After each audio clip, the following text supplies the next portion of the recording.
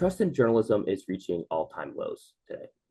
In the US, an industry that in the mid 20th century was among the most respected institutions in the country, has now fallen to the bottom of rankings on public trust and polling, hovering just above the historically mistrusted US Congress, according to the Pew Charitable Trust, actually, polling with them. This isn't just an issue about the US. Globally, independent journalism is losing the battle for who is considered trustworthy to so-called alternative sources, people like podcasters, social media influencers, YouTube channels, and much more. This collapse in public trust has affected journalists' financial sustainability, their ability to reach audiences, and even their safety. So in this environment, what steps can we as journalists take now to start rebuilding trust? Today, we're going to speak with James Breiner, a consultant on digital journalism and newsroom leadership who has 3 decades of experience on the editorial and business side of newspapers. He has trained journalists in many countries, including Mexico, Spain, China, England, Poland, and Belarus, which is a pretty significant background there. Today, he is publishing a bi-weekly newsletter, Your News Biz, aimed at helping digital media entrepreneurs develop viable business models. And he's also on Substack at jamesbreiner.substack.com. So recently, James has been publishing a series of newsletters on how journalism can develop trust with your audiences, which is why we brought him here today for you guys. So today, we'll be asking why trust in journalism has fallen so significantly, what journalism outlets can do today to start rebuilding trust, and more. So we're just going to get started, and we're going to go from there. So James, let's just get started here. Can you briefly explain the challenges facing public trust in journalism today? When did trust in journalism start to decline, and what were the main reasons that this happened? Well, the decline in trust in journalism is something that's gone on with institutions, really, all institutions, politicians, political institutions, government institutions, all kinds of loss of authority it's been going on all over the world for maybe 2 decades, maybe 3 decades. And I think a lot of it has to do with the fact that during that time, the internet became more of a force, and all of a sudden, there were more voices. And there were more voices to listen to, and there were more sources of information and more facts and more data and more different media organizations. And so for lots of people, it was a very confusing time over the last 30 years. It has been very confusing. So who do you trust? Who do you trust? Who do you go to if you want information that you can use to make important decisions about what's going on with your family, what's going on with your job, what's going on with your political situation? So, and at the same time, the big media, the so-called traditional media, um, they were seeing the loss of readers, advertisers, listeners, viewers, and with it, advertising, with revenue. So they laid people off. The quality of the journalism became less, and people noticed, so they went to other sources. Um, as you say, most people, well, actually, for a couple of the polls that you and I have looked at, show that slightly more than half of the people who were polled, and this is uh, mainly in the U.S., just slightly more than half say they either mainly distrust local media or somewhat distrust the media. So, and then there's the whole question of, when we're talking about media, what are we talking about? It used to be, it was pretty clear, 30 years ago, there were TV stations, publications, magazines. Now it's an ecosystem. It's this enormous, multiple, massive ecosystem with literally millions of players. So it's hard to figure out where you're going to trust. So there's been, I think it's been aggravated also by, um, well, the fact that you've got cable news channels whose business model depends on creating people's people fear, anxiety, hatred, I mean, that sensationalism, that's their whole business model. So they're going to push out more and more and more of that.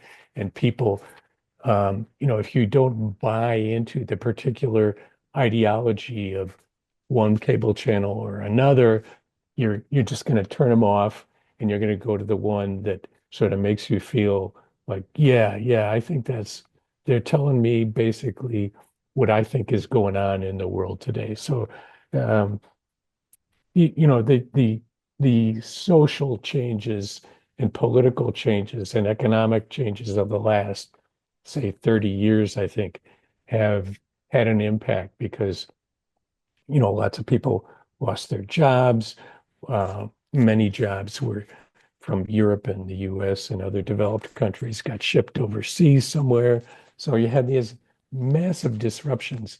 And I think that created a kind of uncertainty, which creates a lack of trust. And it's a long answer, but there's a lot of elements to it, Devin. I don't think that there's not a simple answer, but Yeah. all those things contribute. And actually, maybe some of the listeners to this podcast will be able to toss in some questions about what they think the issues are about trust, because I really would like to hear their questions. I mean, I think we've seen this, in a couple of polling too, that yes, the media has seen a huge drop in trust, but it's also, as you said, correlated with a drop in trust in institutions in general, not just in the U.S. but globally, which is something to consider as well. But today we have to address the problem to be able to talk about fixing it. But today we're talking about the ways we can maybe work towards, or at least begin, maybe not solve the entire problem, but begin to redevelop trust in journalism and art and in media. So, you've been writing personally about trust in journalism for years. You recently, on your blog and on your Substack, you've actually had a series on journalism trust that you've been writing about. I'm up to So, number 15. amazing. So, with this experience, what, in your experience and what you've been seeing going on, what are the major things that you've seen successful outlets do that inspire trust in their readers? Well, one thing I would like to point out before I get into that a little bit more is that people everywhere look for information they can trust. They look for family members, co-workers, podcasters, who knows? At any rate, it has an economic value. In the media world, it has an economic value. So that's one of the things I like to emphasize, that especially with news publishers and journalists, is that, if you're trying to make a living in journalism, and that's more difficult because the platforms like Google and Facebook and other social media have taken away the audience and the revenue Mm-hmm. from traditional media. If you're trying to survive, one of the things you need to keep in mind is that there's an economic value to trust. People will pay for information that they can't get anywhere else. So what can you do?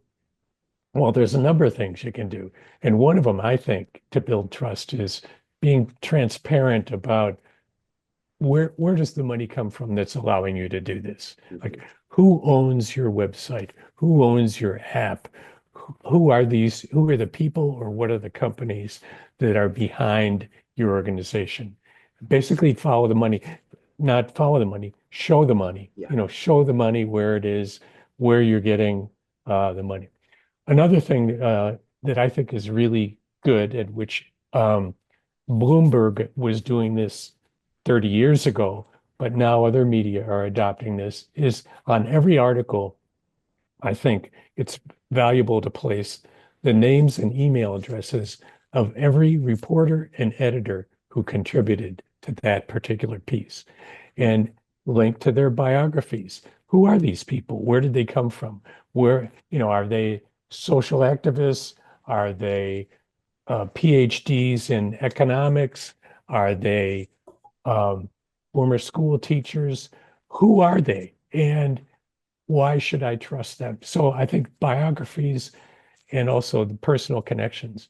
And also if you put an email there where you can respond, um, people will have the feeling that at least on one way I get a chance to tell this person hey, I think you were wrong, and here's why. So I think that's really valuable for creating trust.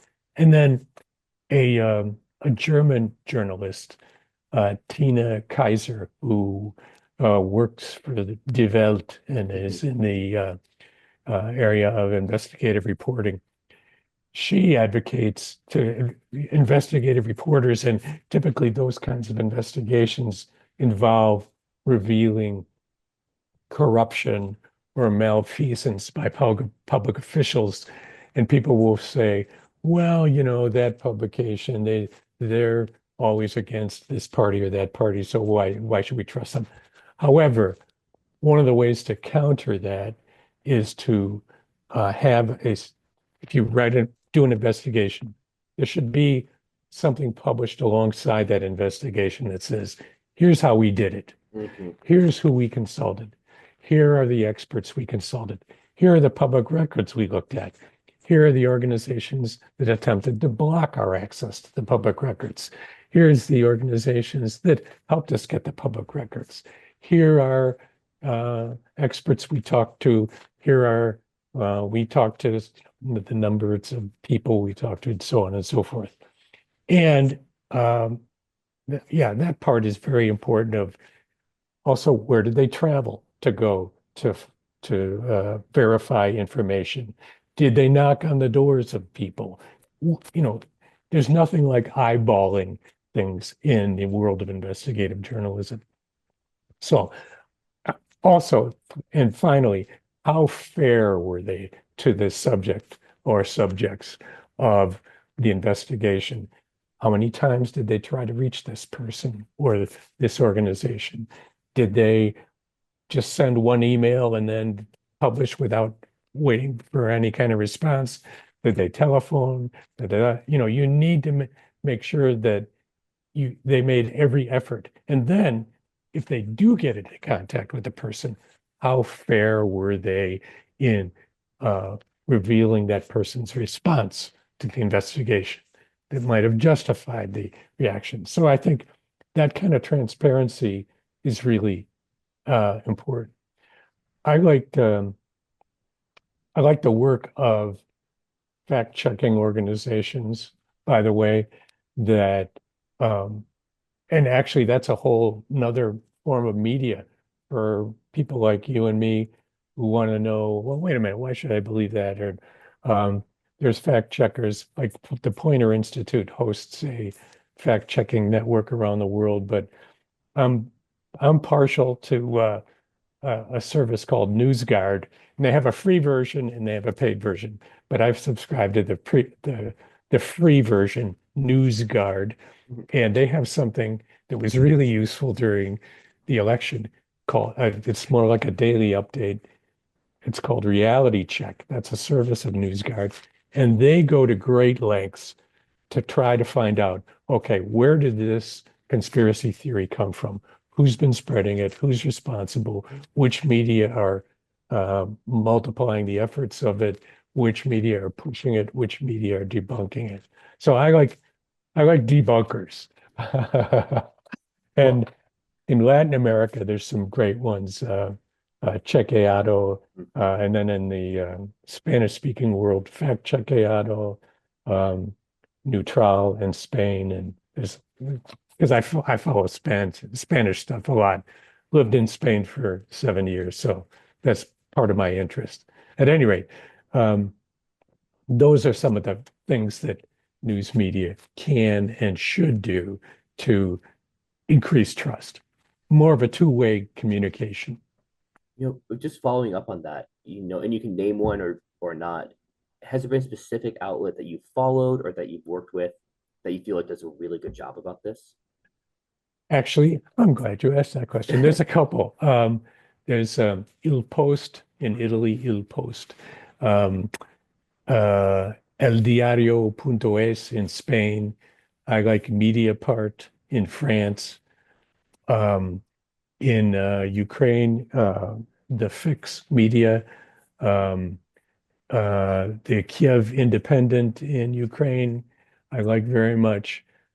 In Great Britain, well, I like the Guardian does a really good job, I think, of that this kind of fact checking, internal fact checking, and using that as an economic engine, developing trust. Oh, and then there's a new publication in England called The Mill Media.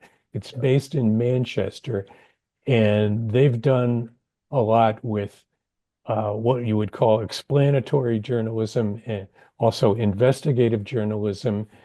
And they've attracted uh, really significant revenue in terms of readers' contributions and investors. It's done so well that they have tens of thousands of paid subscribers who are paying, I don't know, 50, 60, $80 a year, the equivalent in pounds, more than that. I mean, I've been very impressed. And they expanded to Glasgow, and they've expanded to Liverpool, and they've expanded to now they're in London. They're just getting going. So those are just a few.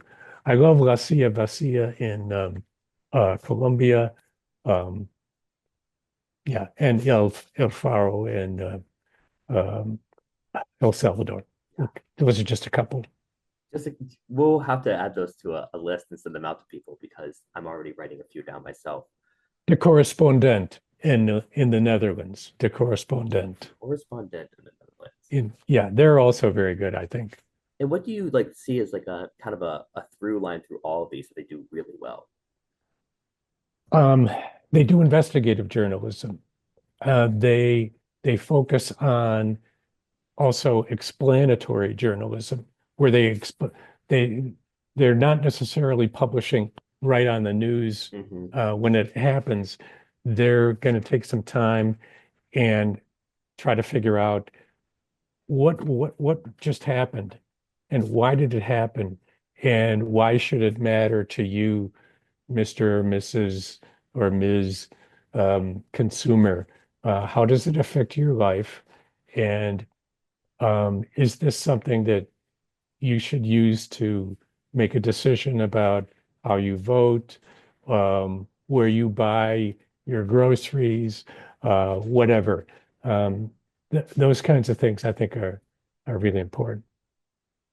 Perfect. I mean, kind of going off of that, you've been a big proponent of like specifically independent media. And Yeah, by independent, you mean like financially independent media, as a way to repay financially for it. and actually editorially independent. Editorially too. Editorially independent, and in order to be editorially independent, you have to be financially independent. But go ahead. I'm sorry, I've No, go interrupted ahead. you. That's a good addition because my question is why specifically do these financially and editorially independent media outlets kind of hold the keys to rebuilding trust in media?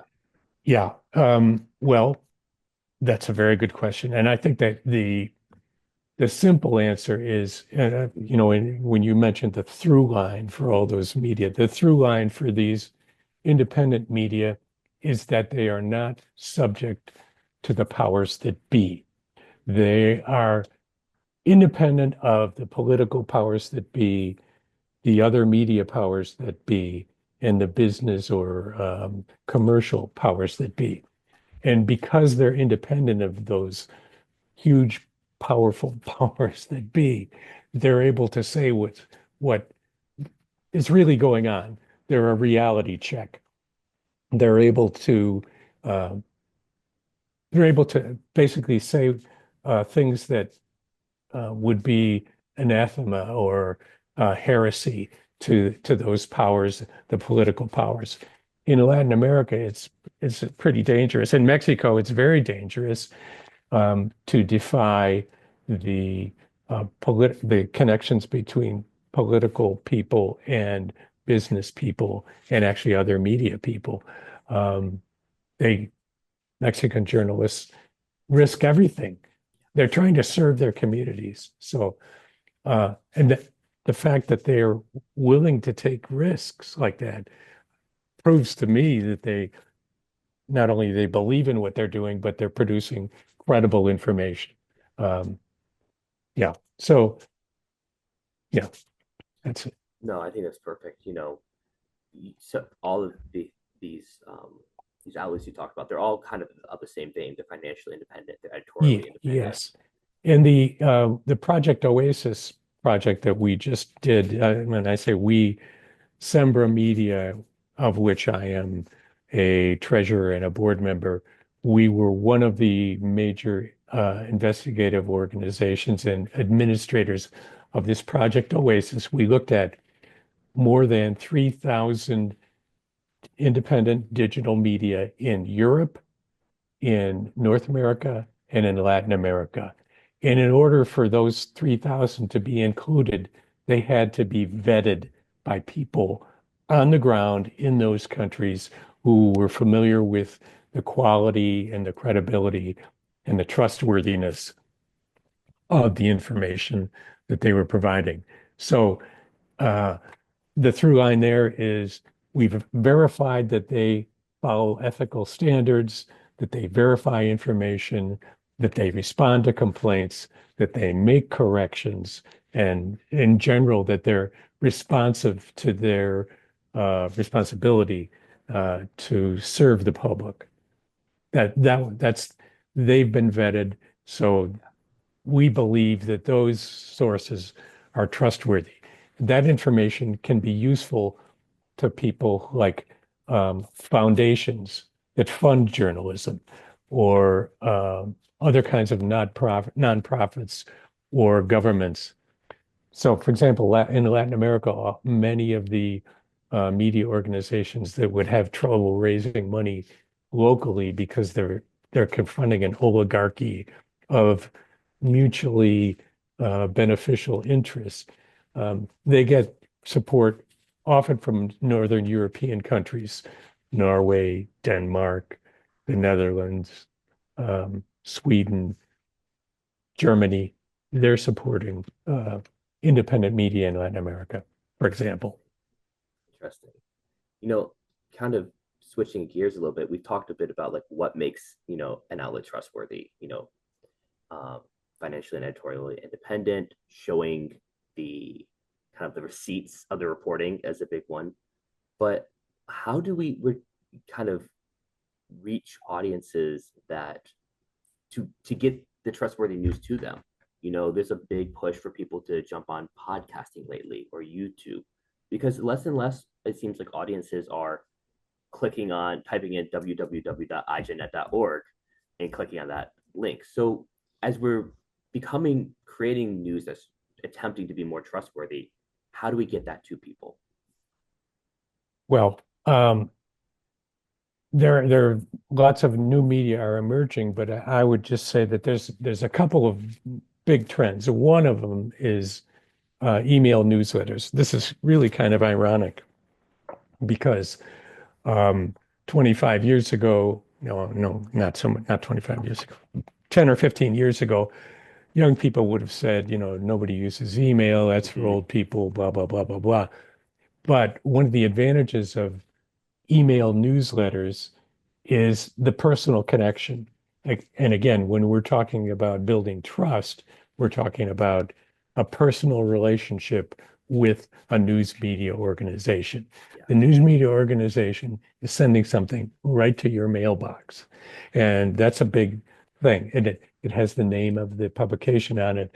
And um, I know personally I get way more reaction and traffic on the things that I publish from a newsletter than I did putting it on my website and trying to do search engine optimization with Google, which got me virtually nothing. I mean, Yeah.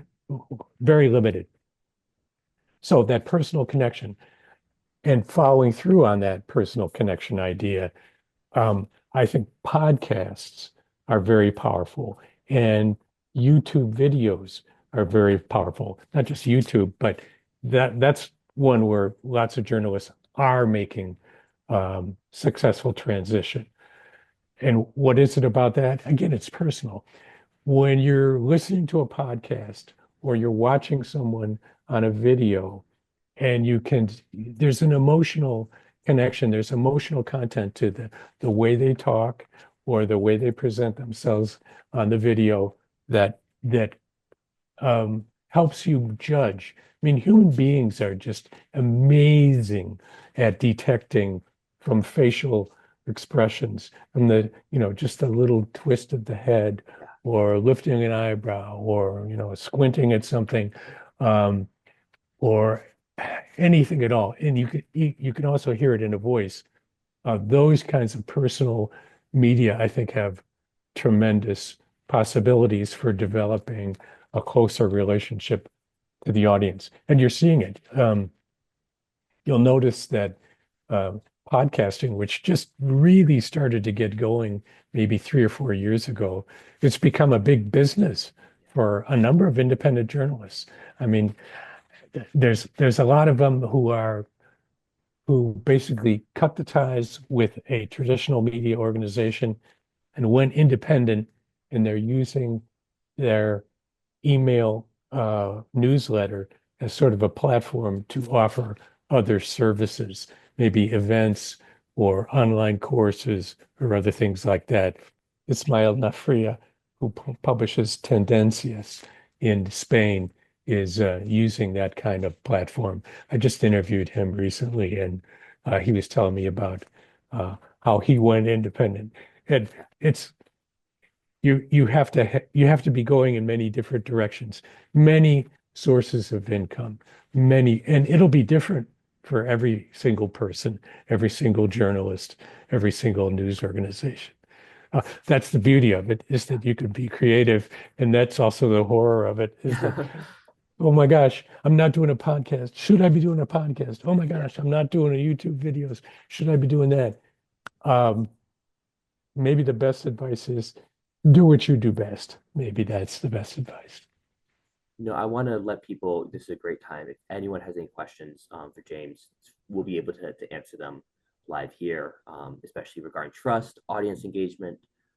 James has a lots of background of working in this.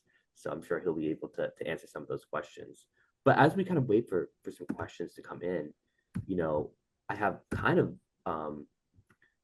one kind of final question for you, which is what kind of advice do you have for journalists who are, let's say they are running their own independent outlet right now, or let's say that they're working for an outlet like IJNet or like a similar outlet, who are saying we want to do one thing right now to be able to create a little bit more trust in our audience. I mean, not revolutionize the media industry, but a little bit more trust in our own audience.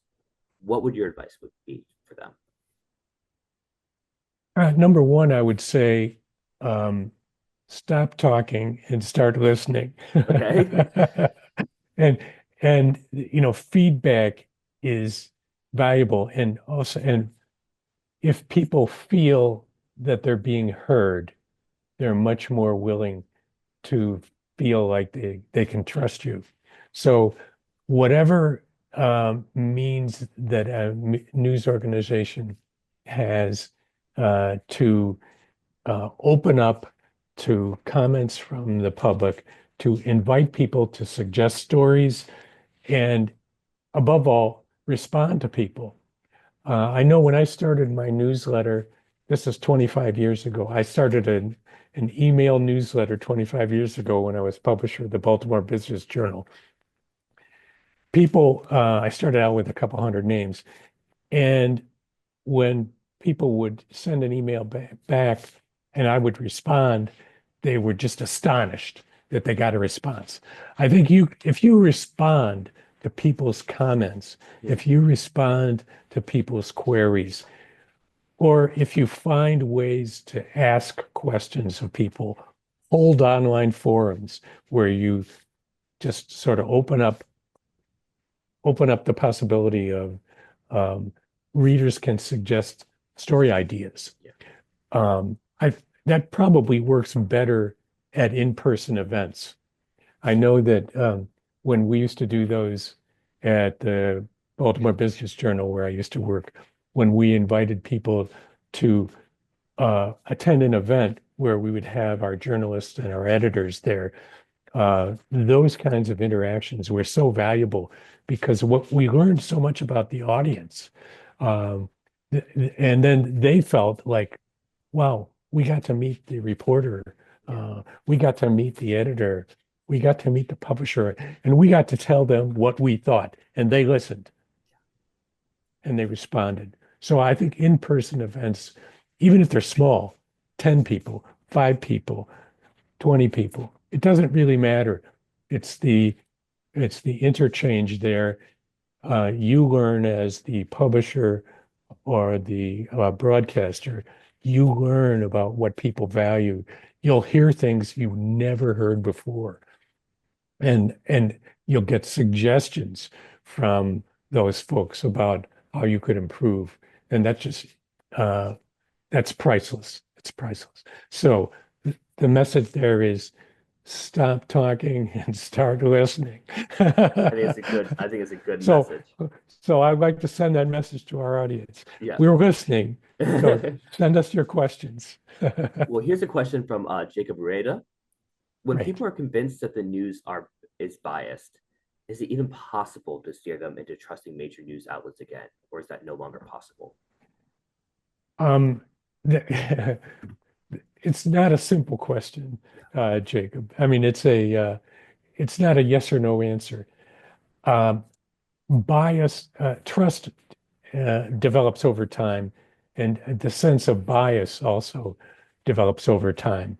Um, if if enough readers or um, users of your publication or your broadcast suggest that your publication is biased, I would reach out to that person. I would really want to have a conversation with that person.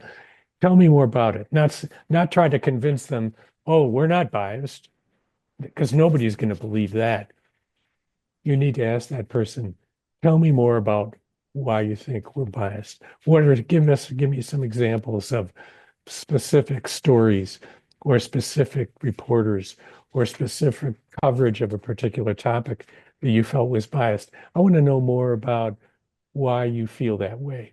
What specific things can you remember? Or was it just a general feeling?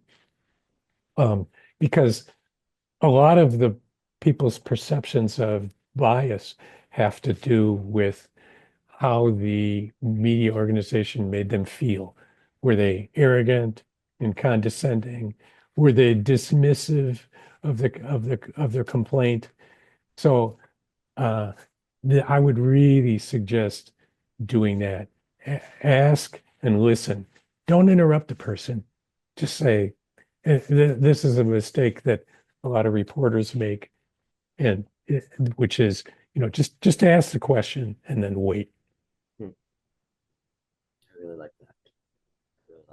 I really like that. You know, I we still have time for another question too if anyone wants to put one in. But as a final thing from me, what do you see? I mean, it's kind of a leading question, which we're not supposed to do in journalism. Okay, But go ahead. do you see we're kind of at a low point right now with trust in the media? Do you see it improving in the future, or is there a way up from here? Well, I'm basically an optimist. I have to be, or I wouldn't keep doing the work. The thing is, do you want to allow people to keep putting out bad information? Do we want to allow that to go unchecked? Even if we look at ourselves and we say, we're really, even though we've got 3,000 media here and thousands more media there that are independent in producing quality news, is that enough? Because the other forces are so great. And I would say, are we going to let them get away with that? And I say, no, I don't think we can. We have to hold people accountable. Um, and if we hold people accountable, uh, people will come to us, or we need to go to them in a better way. So I guess I would say there's a couple things that we should keep in mind as, as publishers of news, as producers of news, as reporters and editors. And one of them would be the transparency thing I was talking about. The humility piece, I think, is important. That's where we go out and ask people, what are we doing wrong? Please tell us what we could do better. what do you think we should do? Uh, why do you think we were wrong? Humility is so important. Honesty. If I know from my time in newsrooms as an editor and a reporter that reporters and editors hate to admit they made a mistake. They'll always sort of, fudge it a little bit. No, okay, was this right or wrong? Okay, just say, if it was wrong, say it was wrong, and say why we made the mistake. Apologize. We're very sorry that we made this mistake, and we're going to make changes so it won't happen again. Um, be fair, bend over backwards to be fair to people who criticize you. Make sure you give them some voice. Don't let them get away with the same, uh, making the same flawed, false statements over and over again. But be fair. They're uh, and and then yeah, and then try to be as unbiased as you can. We all have biases, and any news organization or a reporter or editor said, "Oh, we're not biased. Our stuff isn't biased. It's other people are biased."